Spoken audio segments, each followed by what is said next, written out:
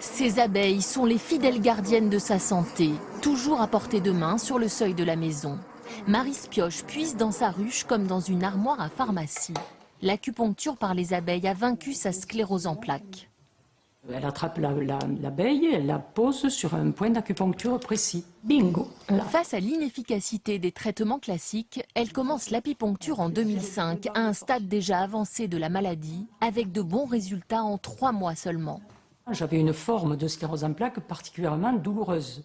Et les douleurs ont cessé progressivement à 100%, mais vraiment à 100%.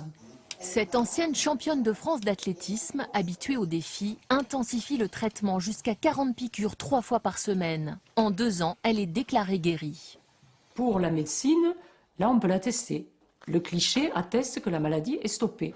Ce médecin a troqué ce jour-là sa blouse blanche pour la combinaison de l'apiculteur. Chez le docteur Touroud, les abeilles jouent les infirmières. C'est absolument pas dangereux dans la mesure où on n'est pas allergique. C'est pourquoi c'est important d'avoir fait un test d'allergie avant toute chose.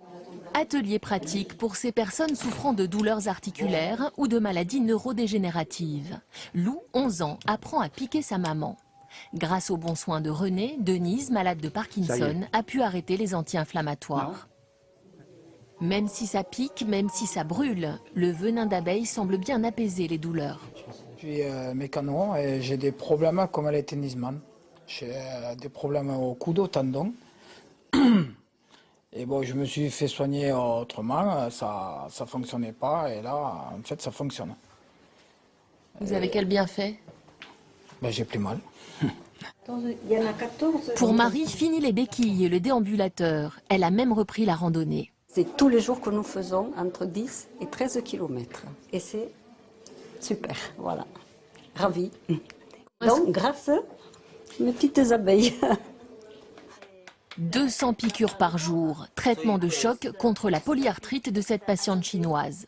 Très répandue en Chine, l'apipuncture est aussi pratiquée aux États-Unis, en Russie et en Europe de l'Est pour les propriétés du venin. Le venin, on considère qu'il passe dans le sang et que ces molécules qui passent dans le sang vont agir à distance et vont agir entre autres sur le cerveau, sur les muscles. C'est efficace, ça a été démontré sur des douleurs arthrosiques, sur vous avez pu le voir, hein, sur des patients qui ont des lombalgies chroniques anciennes, difficilement traitables, ou qui ne supportent plus les médicaments modernes.